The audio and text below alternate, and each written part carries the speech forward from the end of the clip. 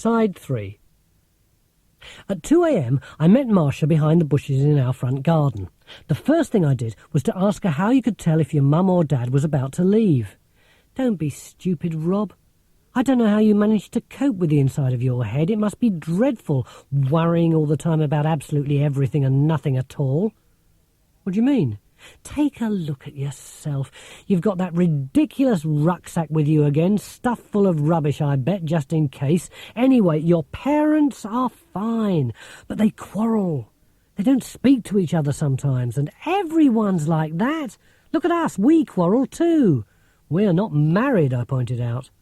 Marcia laughed. Stop fretting and try relaxing a bit more. Yeah, well, it's a bit difficult to relax when you live opposite a house stuffed with aliens.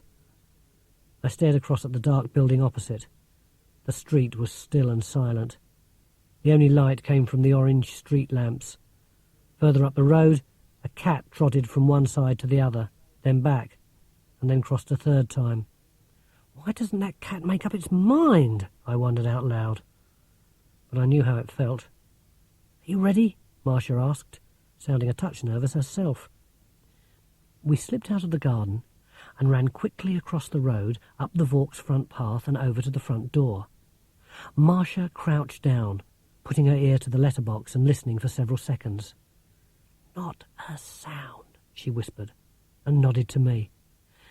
I slid the spare key into the lock, and a moment later we were inside. I gently closed the door behind us and leant back against it, breathing fast. I felt dreadful. My heart was banging away all over the place, like a tumble dryer that had broken free from its moorings. I hope my English teacher sees this. I knew people could die of fright, and now it was happening to me.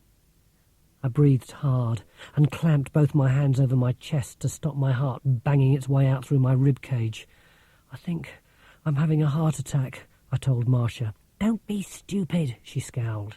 I'm scared too. Who said I was scared? I squeaked. I said I was having a heart attack. I mean, don't worry too much, will you? Marcia was standing in the dark shadow of the hall, but I could see the whites of her eyes glinting at me. If you're having a heart attack, then you'd better go home and have a lie down, hadn't you? I dropped my hands from my chest. It's okay now, I said, breathing more easily. Marcia sort of chuckled and shook her head. What? I asked. What now? Doesn't matter, Rob. Come on. We moved up the hallway, ears on alert. For some strange reason, there were 2 giant-sized fridge freezers parked in the passage. We squeezed past them. Closed doors stood like sinister sentries on either side of us. Marcia pointed to the nearest one. She reached down and began to turn the handle very, very slowly, screwing up her eyes anxiously. She edged the door open while we both stared into the room, trying to make out what was inside. Nothing. Well, no aliens at any rate, just loads of monitors and computers and top-spec electronic equipment. The Vaux's certainly liked their bang! The penny dropped into both our brains at the same time. This room was full of high-tech stuff. I mean, full of it. Nobody in their right mind would want so much of it, and it wasn't ordinary TVs, it was weird stuff. Banks and banks of switches and dials, controls and knobs and buttons. Little lights flashed and danced on some of the machines. There were tiny screens and one huge viewing monitor hanging on the wall like a picture that had been stolen. Yeah, okay, I know what you're thinking. How can a picture hang there if it's been stolen? I mean, the picture itself wasn't there. It was like a silent, empty TV screen. Only empty TV screens aren't menacing, and this thing was, as if it was trying to tell us something horrible. This room made the deck of the Starship Enterprise look like something from Blue Peter, and it was obviously some kind of control room. We slipped out of the room and poked around in the kitchen and the back of the house, but there was nothing there. It was time to go upstairs. You know those films where you just see someone's feet going up the shadowy stairs of a dark, dark house. There's really creepy music playing, and every so often a stair gives a faint creak, and the foot pauses for a moment and then goes on and up, and the tension mounts and mounts until you realise you've chewed all your fingernails to bits, and now you're starting on your knuckles, and your eyes are bulging fit to burst, and the blood's ringing in your ears, and you're on hyper alert. It was just like that. Marcia was ahead of me.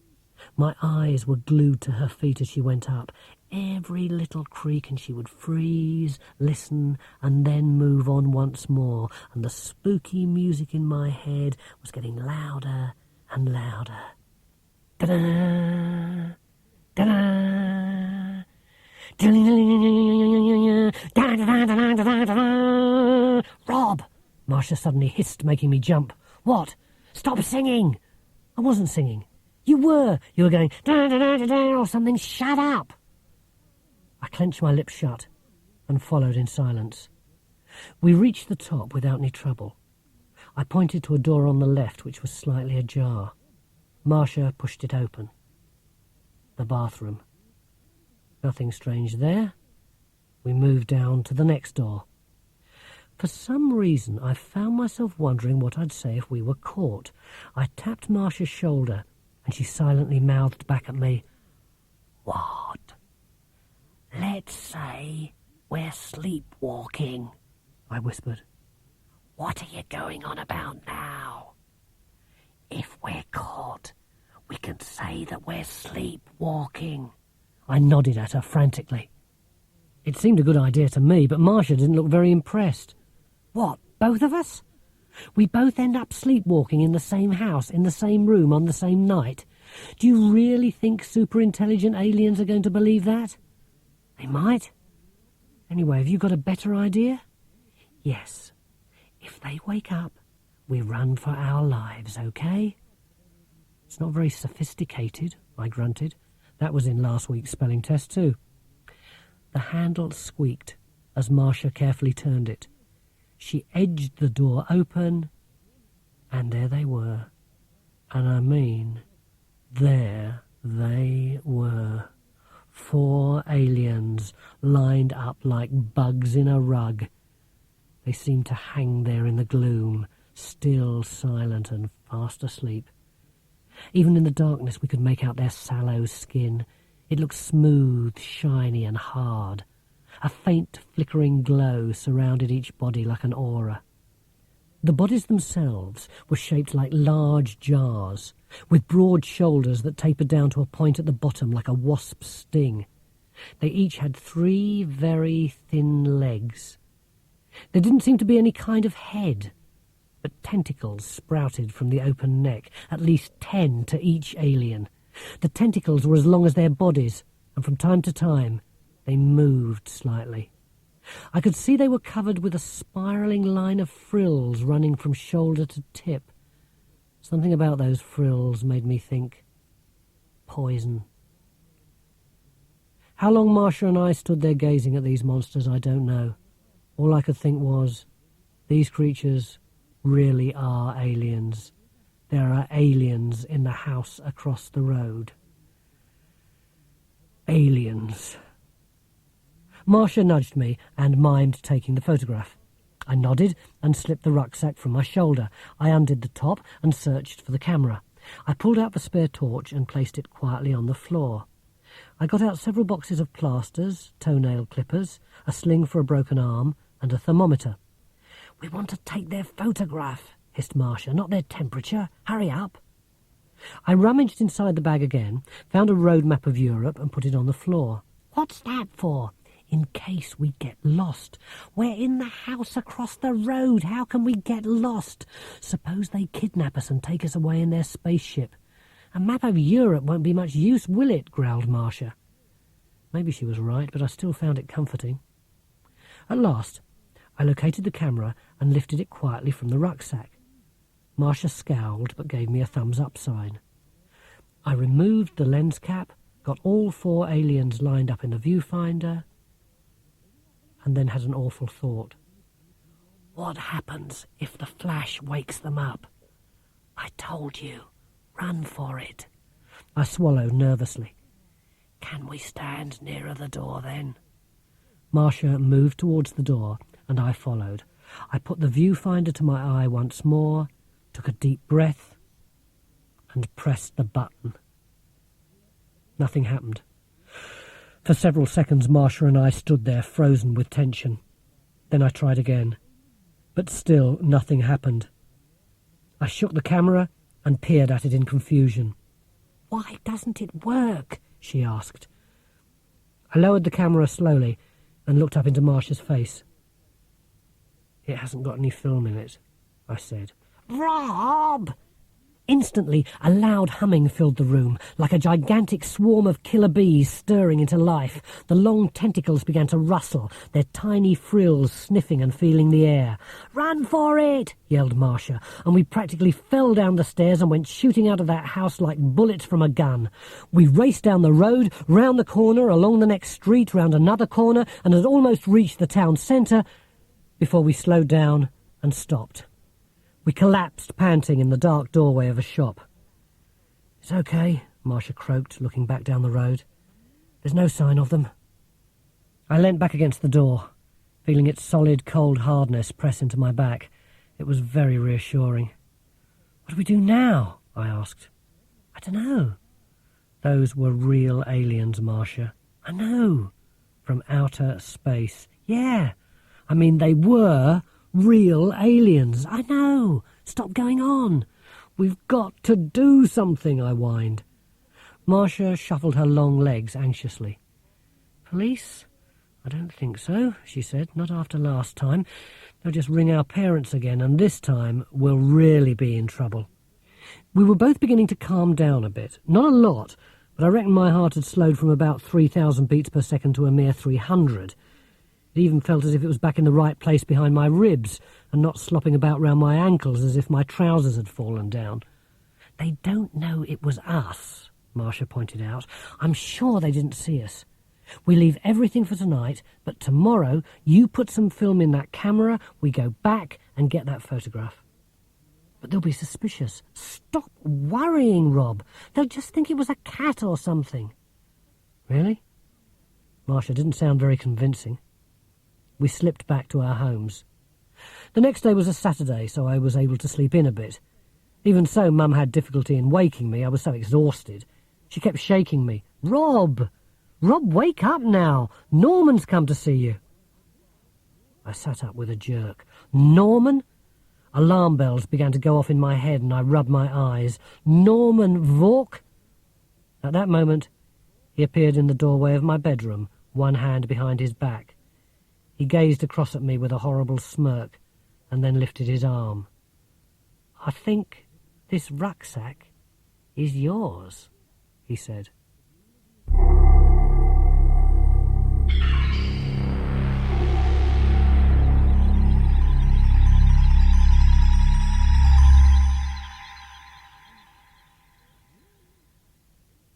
Today's horoscope. Be careful in open spaces. Stay indoors if you can. Small animals could bring you great fortune. I shook my head. No way, it's not mine." "Yes, it is," said Mum, ever helpful. "We gave that to you last Christmas."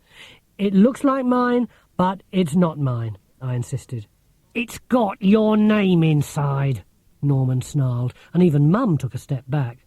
"Oh, that rucksack." Norman looked across at my mother. He didn't speak, he just stared at her. I was astonished to see her turn red. She gave him a faint smile. "I'll be downstairs then," she said, and went. Truly spooky. It was as if he'd silently ordered her to go, moulded her thoughts somehow. Norman sat himself on the edge of my bed. I pulled the duvet up to my chin.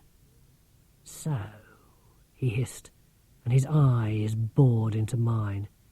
"How much do you know?" "What about?" I stalled. Norman folded his arms and gazed at me steadily. It might have been my imagination, but I reckoned I could see little red dots coming out of his eyes. Doot, doot, doot, doot, doot, doot, doot, doot, doot, doot. I think he was trying to hypnotise me, just like he had my mother. so I looked at the duvet cover instead. It was the one with Thomas the Tank Engine all over it. Yeah, I know what you're thinking. Thomas the Tank Engine, what a baby. Listen, when I was 5, I thought Thomas the Tank Engine was wonderful. But now I felt ridiculously embarrassed. I mean, here I was, talking to a dangerous alien with nothing between us except my Thomas the Tank Engine duvet cover. My parents gave me this when I was little, I explained nervously. I don't like him anymore. All at once, Norman leant forward and pushed his face close to mine. You were in our house last night. We know. It's no good pretending, Rob. I can read your thoughts. Really? What am I thinking, then? And I shut my eyes and tried hard to think of something which had nothing to do with aliens at all. Norman laughed. You're wishing you didn't feel so scared. Now it was my turn to go red. He was dead right. But I suddenly thought, if Norman knows what I'm thinking, then why pretend? Just tell him everything. So I did. I know all about you and your family, I muttered through gritted teeth. I had to grit them together to stop them clattering with fear. Norman tried to appear ultra-cool and sneered back at me. Oh yeah, such as? I know. You and your family are creatures from another galaxy, and I know you've come to take over the world. Boy, you should have seen his face. Talk about surprised. His jaw really did drop, and he stared at me flabbergasted. He couldn't speak for several moments, and when he did, it was to ask me a question. Do I look like an alien? Do any of my family look like aliens? Of course not. It's daylight. It's daylight, repeated Norman, keeping his eye fixed on mine. It's only at night that you take on your true form, I know that. That's why I was in your house last night. I was going to photograph you all in your real monster state. For several more moments Norman just gazed at me, a little frown on his forehead. Slowly, a smile began to creep onto his face. It wasn't a nice smile. You were very lucky, Chicken Lickin', he began. We hadn't finished the shield last night. If we had, you'd be dead. Really? I tried to sound okay about this news, but my voice came out all squeaky. My voice is always letting me down like that. What's the shield? It's an invisible defence wall we throw round our craft or wherever we happen to be. It's made from photonic particles. Our enemies just walk into it and zzz. That's it. Like those electric fly traps. It just makes a tiny noise. Nobody would hear, nobody would know. Zzz, and you're zapped. Gone up in smoke. Nothing left except maybe your socks and shoes.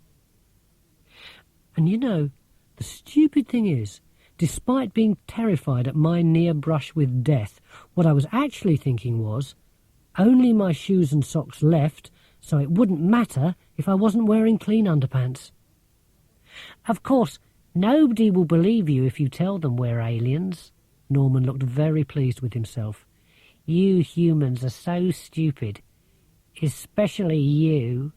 He laughed and then asked how I'd got into his house. You know everything, I said. You tell me. You didn't break in, said Norman. No, I didn't. I was secretly very pleased that Norman didn't know that there had been 2 of us in the house. I had to keep Marcia up my sleeve. Just a figure of speech. She wouldn't actually fit up there, of course, unless they were super baggy sleeves and extra long. Even then she'd probably fall out. She's always falling somewhere. So, you had a key. Where is it? I reached down and got it from my trouser pocket. I handed it over. Norman, at last, got off the bed and stood up. Tell as many people as you like, he growled, but don't come near our house. From now on, the shield will be in force. Our people are coming, Rob, and nobody can stop them. Keep out of trouble and you won't get hurt. Come anywhere near us again, and... Norman broke off and grinned. His face was pure evil. He dropped the rucksack onto my lap. I think you'll find some bandages in there, he said. You come anywhere near us, and you'll need them." And he went. I have never got dressed so fast in all my life. My thoughts were whirling round my brain like some derailed helter-skelter car. I had to do something. I had to tell someone.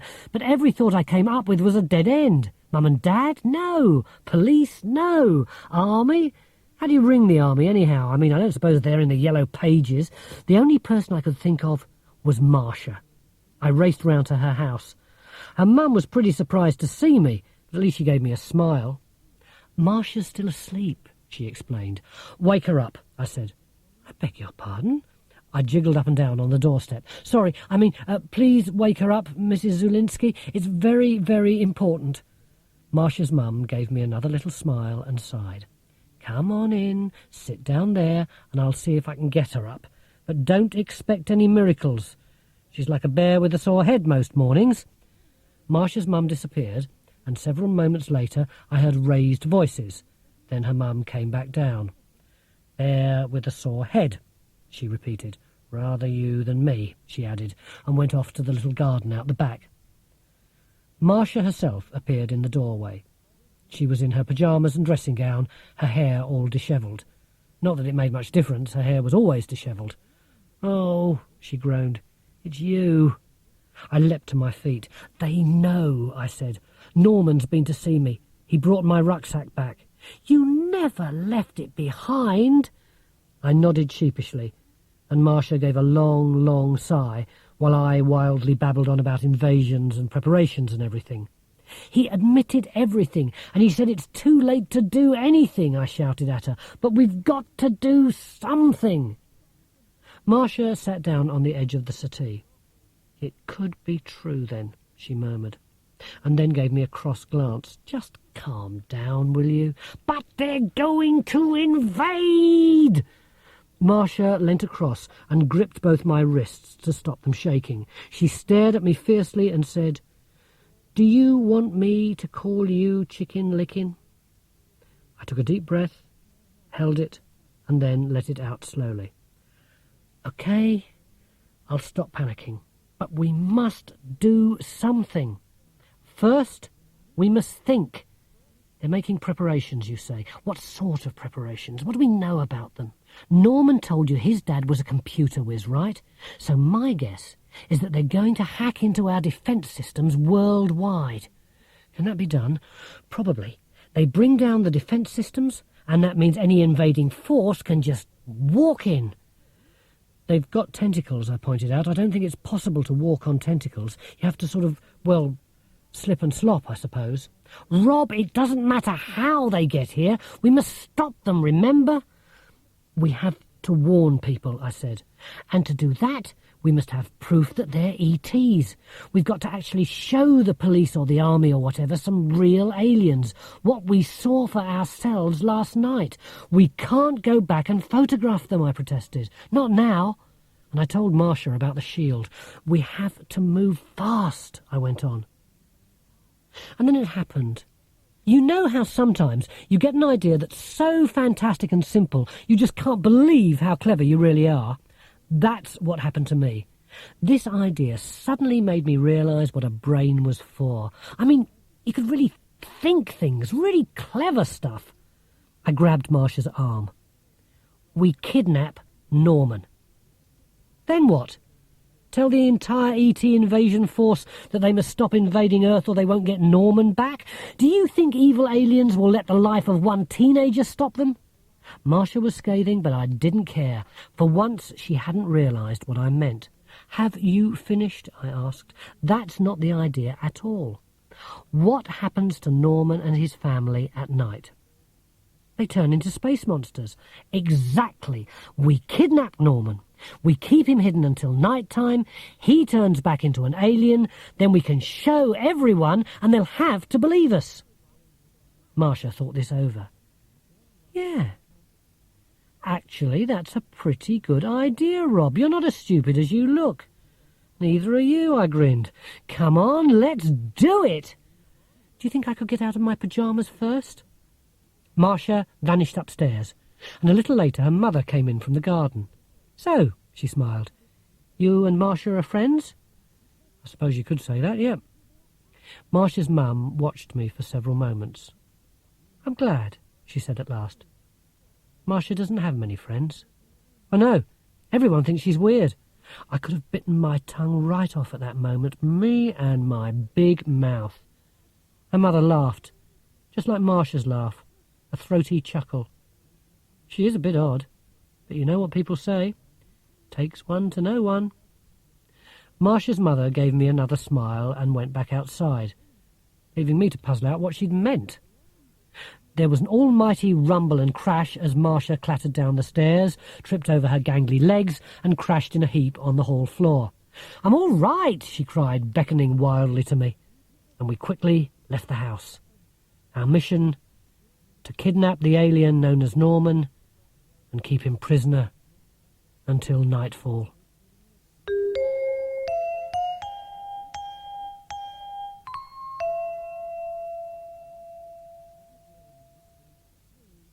Right, said Marcia as we hurried back to my house. How exactly are we going to kidnap Norman? Chloroform, I said at once. It's a chemical. You sprinkle it on a hanky and hold it over the person's nose, and it makes them go unconscious. And you've got some, have you? Of course not. You can't just go out and buy it like sweets or something. Why mention it then? Because if we did have it, it would be ideal. Let's stick to the real world, shall we? Growled Marcia. What we need to do is keep hold of Norman somewhere safe until it gets dark. That was when I got my second brilliant idea. We could make the dark come early, I said. What's that supposed to mean? Norman turns into an alien when it gets dark, right? Why should we wait until it's night time? Suppose we make it dark early. Put him in a dark place, then he'd turn into an alien straight away. Marcia stopped and stared at me. That's very good, Rob. Why aren't you like this in school? That's 2 excellent ideas you've had in 10 minutes. A world record, I shouldn't wonder. Marcia beamed at me. We could get a cardboard box and just pop it over Norman's head.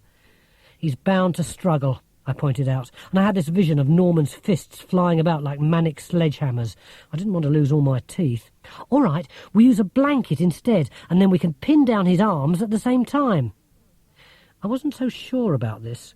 Norman might have been a bit thin and weedy, but he was still bigger and older than us.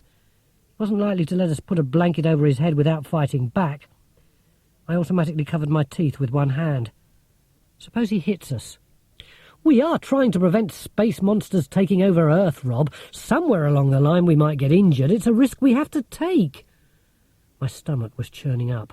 I couldn't believe that Marcia could be so brave about the idea of being hurt. I mean, we were talking about teeth here, noses, real blood, maybe even death. On the other hand, I couldn't bear to tell her that my stomach had turned into scarified jelly, not when she was being all calm and heroic about it. We got to my house and found an old blanket. Our plan of action was simple. We would hide behind the hedge at the front of our house and wait until Norman walked past. Then we'd jump on him with the blanket. Simple ideas are always the best. The hedge was tall, and we flattened ourselves against its stiff branches, trying to make ourselves invisible. It was a pity it was a hawthorn hedge. Ow! Shut up, hissed Marcia. I've got a thorn in my bum, I snapped back, and she sniggered. You always were a bit of a pain. Thank you for your kind sympathy. You can get tetanus from things like this. It says so in your medical encyclopedia, Marcia finished wearily. And gangrene, I added. Your skin puffs up and goes purple and black and green, and it starts festering, and eventually it just drops off. Rob, you've only been pricked by a little thorn. Your bum's not going to fall off. Says you. You'll be sorry if it does. Not as sorry as you. You'll be bottomless. Marcia found this so amusing and began giggling again. You'll have to carry a bag with you, a bum bag, just in case, and a little shovel. Then when it happens, you can scoop it off the floor, bag it up and take it home. Maybe your mum can sew it back on or something. By this time, Marcia was in stitches. You're enjoying this, aren't you? I grunted, rubbing my backside. It hurt. Shh, hissed Marcia. He's coming out. He's crossed the road. My heart immediately began banging about like a hyperactive drum kit. My fingers were gripping the blanket so hard my knuckles had gone white. Time seemed to stand still. The distant footsteps came closer, and then stopped. "What's he doing?" I panicked. "Shh, just wait a sec. It's okay. He's coming." Norman's footsteps drew closer and closer. Then, through the tangle of twigs and leaves of the hedge, we could see his shape as he began to pass by. "Now!" cried Marcia. We leapt up and plunged out from behind the hedge, holding the stretched blanket in front of us. It worked like a dream. In a trice, we had the blanket over his head, and all three of us fell to the pavement, where we rolled about, pinning Norman's arms to his sides. He was snarling dreadfully under the blanket and thrashing his head from side to side.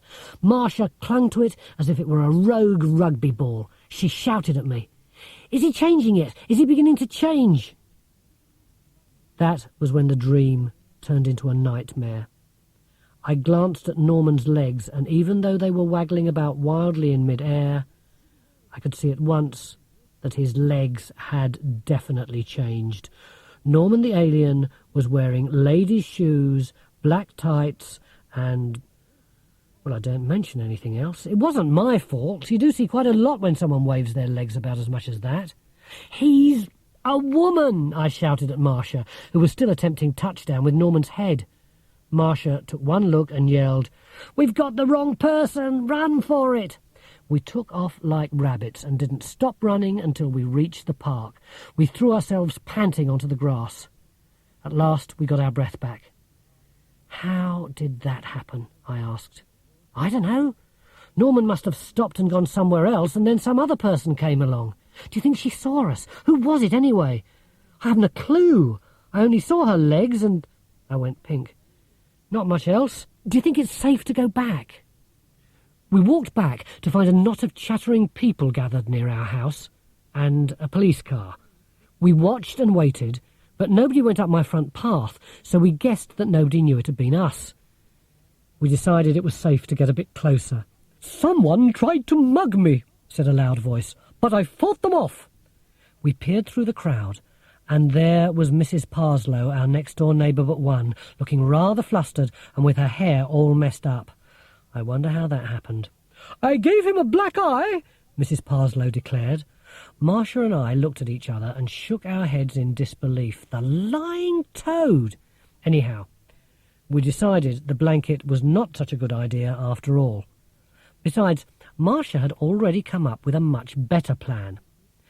Apparently, there was a cellar in her house which was only used for storing junk.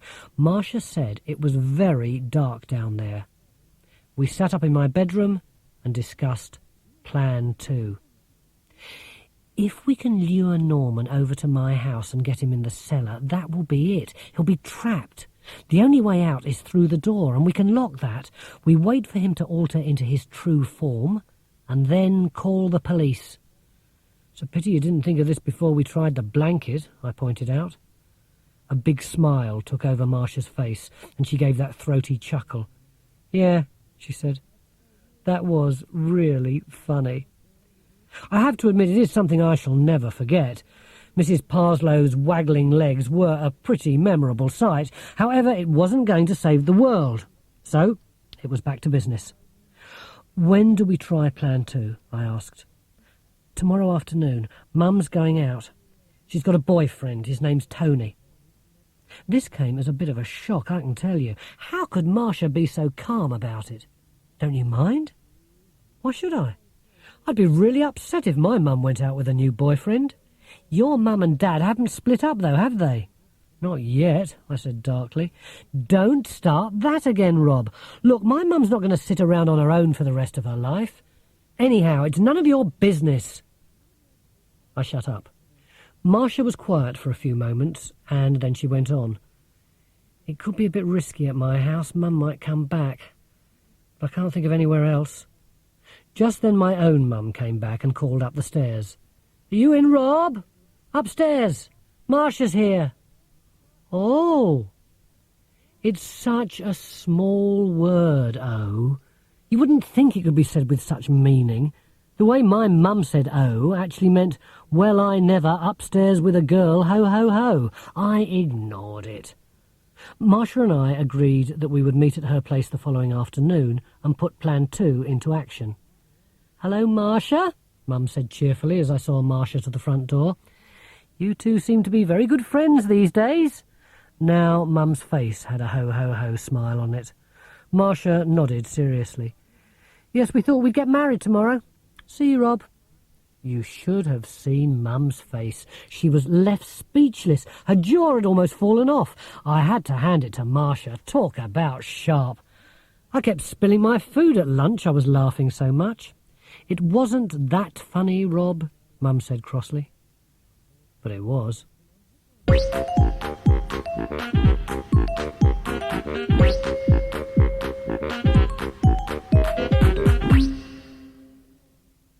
End of side 3.